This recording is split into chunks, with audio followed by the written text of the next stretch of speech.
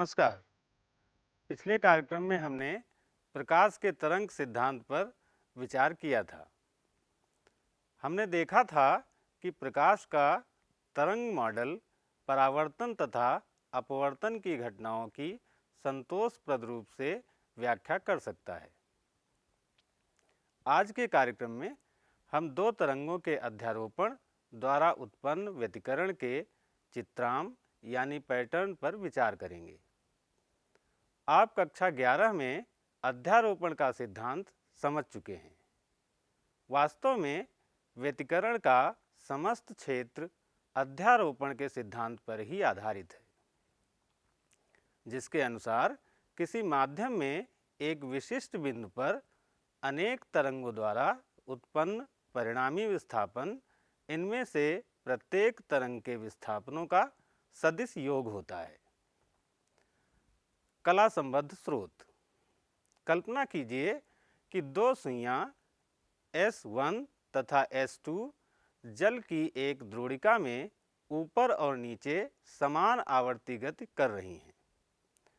वे जल की दो तरंगें उत्पन्न करती हैं तथा किसी निश्चित बिंदु P पर प्रत्येक तरंग द्वारा उत्पन्न विस्थापनों के बीच कलांतर समय के साथ नहीं बदलता है। जब भी ऐसा होता है तो इन दो स्रोतों को कला संबद्ध स्रोत कहा जाता है, अर्थात दो ऐसे स्रोत जिनसे चलने वाली तरंगों द्वारा किसी विशिष्ट बिंदु पर उत्पन्न विस्थापनों के बीच कलांतर समय के साथ नहीं बदलता, कला संबद्ध स्रोत कहलाते हैं। शून्य विस्थापन तथा अधिकतम विस्थापन रेखाएं। यह चित्र जल के पृष्ठ पर किसी समय पर जल के अणुओं के विस्थापन का प्रतिरूप प्रदर्शित करता है। इसमें शून्य विस्थापन तथा अधिकतम विस्थापन रेखाएं दर्शाई गई हैं। इस चित्र में किसी दिए हुए समय पर श्रृंग को सतत वृत्तों तथा गर्त को बिंदुकित वृत्तों द्वारा दर्शाया गया है।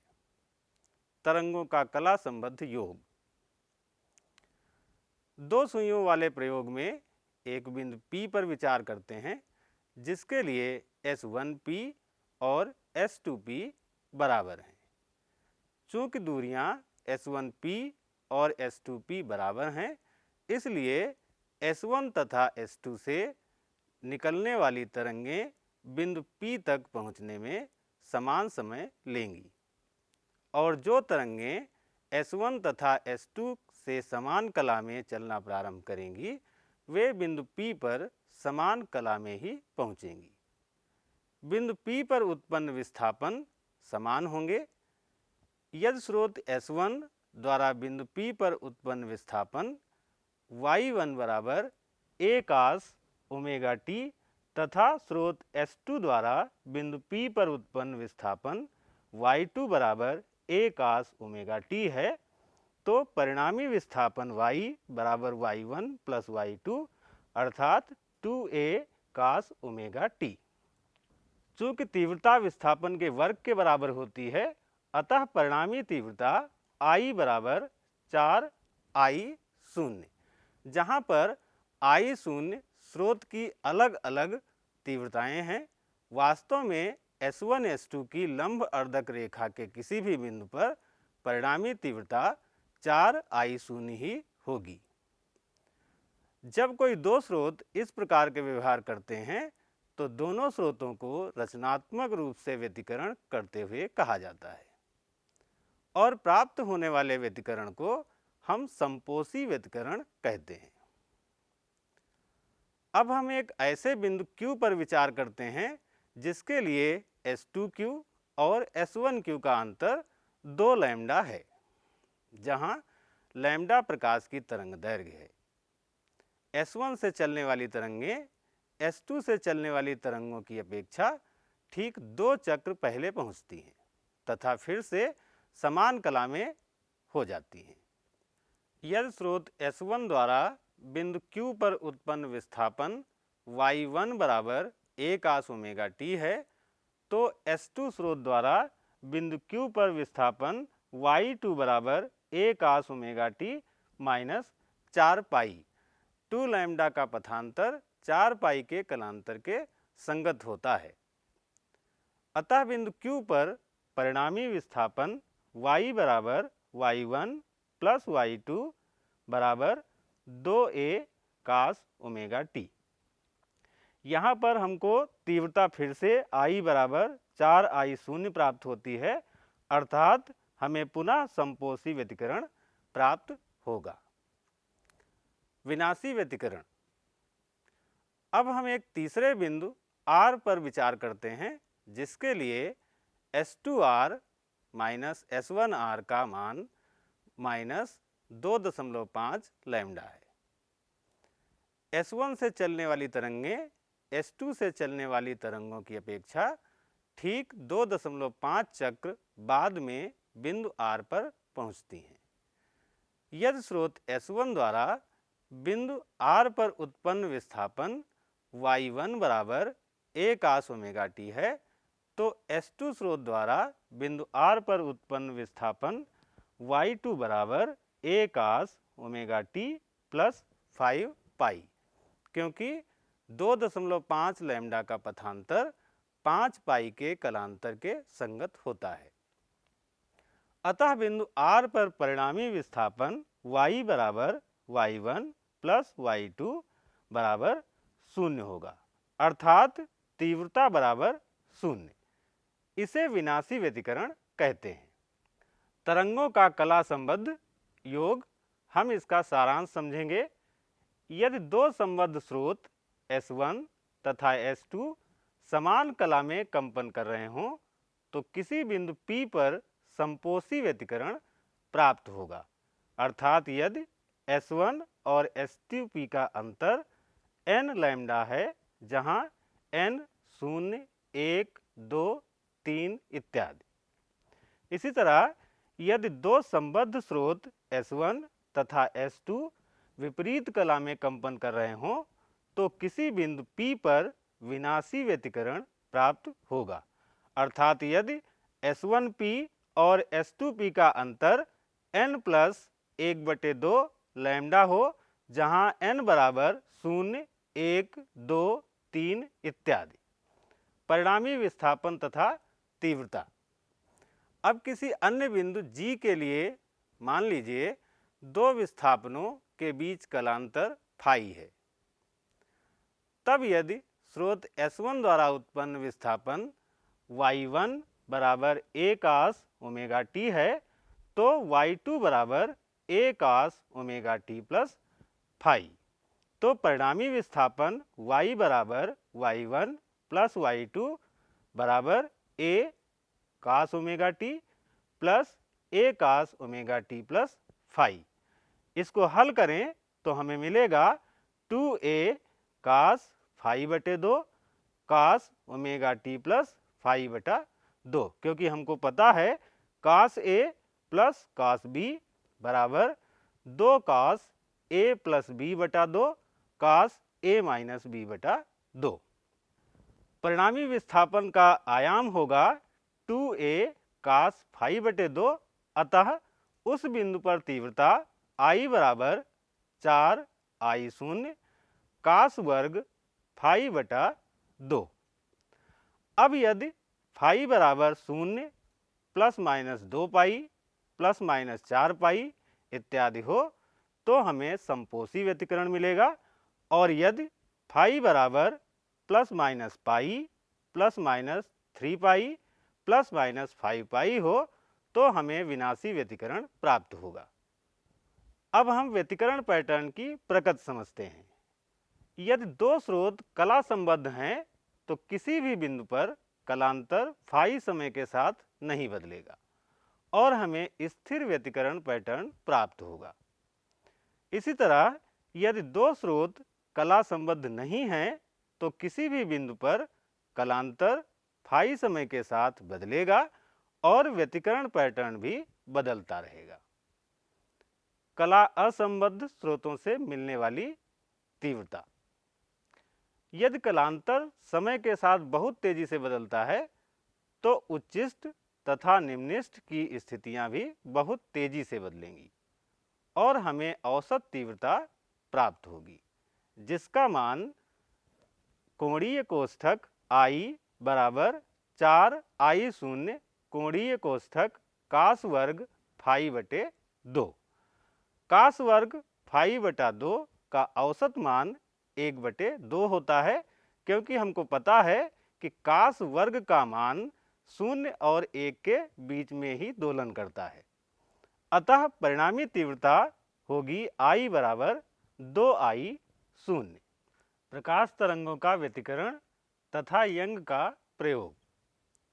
अब हम प्रकाश तरंगों का उपयोग करके व्यतिकरण पर विचार करेंगे।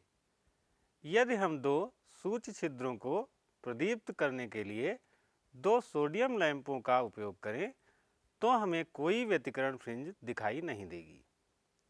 ऐसा इस तथ्य के कारण है कि सामान्य स्रोत जैसे सोडियम लैंप से उत्सर्जित होने वाली प्रकाश तरंगों में 10⁻⁻10 सेकेंड की कोटि के समय अंतरालों पर आकस्मिक कला परिवर्तन होता है।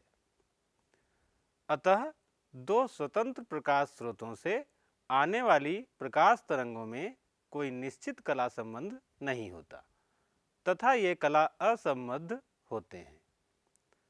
हम पहले ही जान चुके हैं कि ऐसा होने पर पर्दे पर तीव्रताएं जुड़ जाती हैं। इंग्लैंड के भौतिक शास्त्री टॉमस यंग ने स्रोतों S1 तथा S2 से उत्सर्जित होने वाली तरंगों की कलाओं को नियंत्रित करने के लिए एक उत्तम तकनीक उपयोग की। उन्होंने एक अपारदर्शी पर्दे पर दो सूक्ष्म छिद्र S1 तथा S2 एक दूसरे के बहुत निकट बनाए। इन्हें एक अन्य सूक्ष्म छिद्र से प्रदीप्त किया गया, जिसे एक दीप्त स्रोत से प्रकाशित किया गया था। प्रकाश तरंगें S से निकलकर S1 तथा S2 पर गिरती हैं। S1 तथा S2 दो कला संबद्ध स्रोतों की भांति कार्य करेंगे, क्योंकि S1 तथा S2 से निकलने वाली प्रकाश तरंगें एक ही मूल स्रोत से व्युत्पन्न होती हैं तथा स्रोत S में अचानक कोई भी कला परिवर्तन S1 तथा S2 में आने वाले प्रकाश में ठीक उसी प्रकार का कला परिवर्तन करेगा। इस प्रकार दोनों स्रोत S1 तथा S2 समान कला में बंध जाएंगे। अधिकतम तथा न्यूनतम तीव्रताओं की स्थितियों की गणना। S1 तथा S2 से उत्सर्जित होने वाली गोलीय तरंगें इस चित्र की भांति पर्दे GG' पर व्यतिकरण फ्रिंजें उत्पन्न करेंगी। अधिकतम तथा न्यूनतम तीव्रता की स्थितियों की गणना पहले किए गए विश्लेषण का उपयोग करके की जा सकती है, जहां पर हमने रेखा GG' पर एक यथेच्छ बिंदु P लिया है जो अधिकतम तीव्रता के संगत है। इस अवस्था में S2P माइनस S1P बराबर n लैम्डा, जहाँ n बराबर 0, 1, 2, 3 इत्यादि। गणना करने के लिए S2P वर्ग माइनस S1P वर्ग बराबर बड़ा D वर्ग प्लस x प्लस D बटा 2 संपूर्ण वर्ग माइनस बड़ा D वर्ग प्लस x माइनस D बटा 2 संपूर्ण वर्ग। इसको अगर हम हल करें तो हमें मिलेगा 2xD, जहाँ पर S1 S2 D के बराबर है तथा OP बराबर x। अतः मान रखने पर S2P माइनस S1P बराबर 2xD बटा S2P प्लस S1P। अब अगर x और D बहुत छोटे हों बड़ा D से, तो हम S2P प्लस S1P को लगभग 2D लिख सकते हैं। इसलिए हम यहाँ पर S2P प्लस S1P की जगह पर अगर 2D रख दें तो हमें मिलेगा S2P माइनस S1P लगभग XD बटा D। संपोषी व्यतिकरण द्वारा दीप्त क्षेत्र।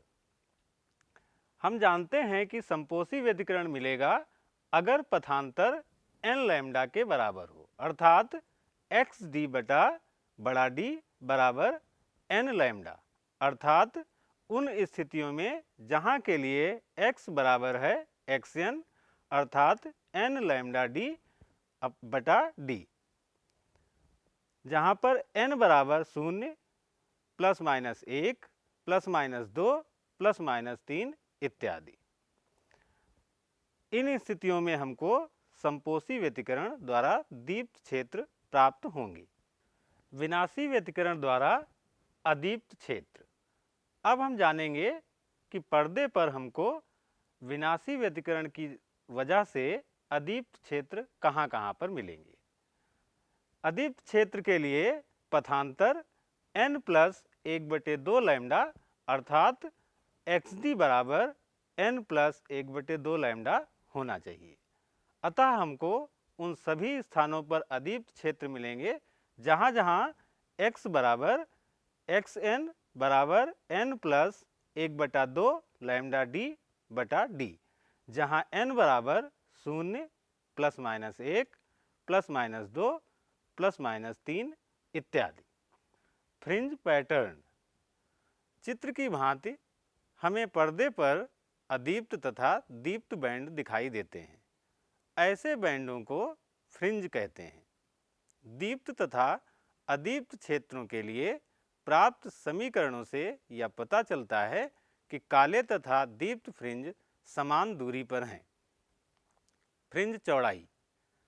फ्रिंज चौड़ाई बीटा ज्ञात करने के लिए हम किसी एक फ्रिंज की बिंदु O से दूरी उस फ्रिंज से तुरंत पहले की उसी तरह की फ्रिंज की बिंदु O से दूरी को घटाकर करते हैं, अर्थात बीटा बराबर xn+1 माइनस xn।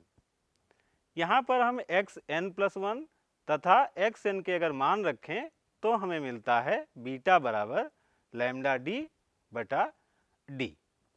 मध्य बिंदु O दीप्त होगा क्योंकि उसके लिए S1O बराबर होता है S2O के तथा यह n बराबर 0 के संगत होगा। द्विध्रुवी द्वारा सीधी रेखा फ्रिंज। ध्यान दीजिए कि अभी तक S1 तथा S2 बिंदु स्रोत लिए गए थे, फिर भी फ्रिंज सीधी रेखाएं हैं। यदि बिंदु स्रोतों के स्थान पर हमारे पास झिर्रियां होंगी तो बिंदुओं का प्रत्येक युग्म सीधी रेखा फ्रिंज उत्पन्न करेगा, जिसके परिणाम स्वरूप बढ़ी हुई तीव्रता के सीधी रेखा फ्रिंज प्राप्त होंगी। आइए अब हम व्यतिकरण से मिलने वाली तीव्रता पर आधारित एक प्रश्न हल करते हैं। प्रश्न है कि यंग के द्विध्रुवी प्रयोग में लैम्डा तरंग दैर्घ्य का एक वर्णीय प्रकाश उपयोग करने पर पर्दे के एक बिंदु जहां पथांतर लैम्डा है, प्रकाश की तीव्रता k इकाई है।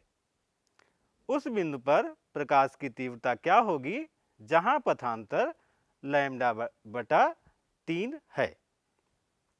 इस प्रश्न को हम इस तरह के हल कर सकते हैं क्योंकि हमको दिया है इसमें पथांतर बराबर लैम्डा तथा प्रकाश की तीव्रता k, अर्थात जहां पर पथांतर लैम्डा है वहां पर प्रकाश की तीव्रता हमको k मिल रही है। अब हम जानते हैं कि कलांतर और पथांतर का जो संबंध होता है वो है कलांतर बराबर 2 पाई बटा लैम्डा गुणा पथांतर। तो हम अगर मान रखें यहाँ पर तो हमको मिलेगा फाई बराबर 2 पाई बटा लैम्डा गुणा लैम्डा अर्थात 2 पाई। हमको ये भी पता है कि तीव्रता I बराबर 4I0 कास वर्ग फाई बटा 2, अतः k बराबर 4I0 कास वर्ग 2 पाई बटा 2 बराबर 4I0, अतः I0 बराबर 4k। नया पथांतर बराबर लैम्डा बटे 3 तथा प्रकाश की तीव्रता हमको ज्ञात करनी है। हमको मालूम है कि कलांतर बराबर 2 पाई बटा लैम्डा गुणा पथांतर, इसलिए नया कलांतर फाई डैश बराबर 2 पाई बटा लैम्डा गुणा लैम्डा बटा 3 बराबर 2 पाई बटा 3, या नई तीव्रता आई डैश बराबर 4 आई शून्य कास वर्ग फाई डैश बटा 2, या आई डैश बराबर 4 के बटा 4 कास वर्ग 2 पाई बटा 6 बराबर के बटा 4। अतः उस बिंदु पर प्रकाश की तीव्रता के बटा 4 होगी। आज के कार्यक्रम में हमने प्रकाश के कला संबद्ध स्रोतों, प्रकाश तरंगों के कला संबद्ध तथा कला असंबद्ध योग के बारे में जाना।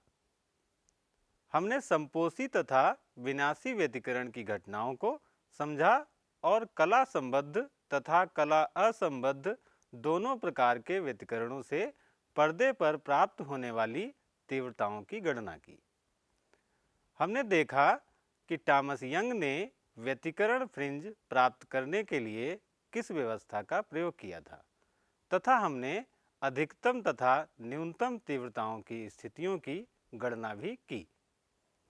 हमने ये भी निकाला कि संपोषी व्यतिकरण द्वारा दीप्त क्षेत्र और विनाशी व्यतिकरण द्वारा अदीप्त क्षेत्र किस किस स्थान पर प्रकट होते हैं। हमने व्यतिकरण फ्रिंजों की चौड़ाई के लिए व्यंजक प्राप्त किया तथा व्यतिकरण फ्रिंजों के पैटर्न के बारे में भी जाना। अंत में हमने व्यतिकरण की तीव्रता से संबंधित एक प्रश्न भी हल किया। यहाँ एक प्रश्न उत्पन्न होता है कि यदि द्विझिरी के बजाय एक झिरी हो तो कौन सी प्रकाशिक घटना होगी। इस प्रश्न के उत्तर के साथ हम फिर मिलेंगे। तब तक आप भी इस प्रश्न का उत्तर खोजने का प्रयास करें। धन्यवाद।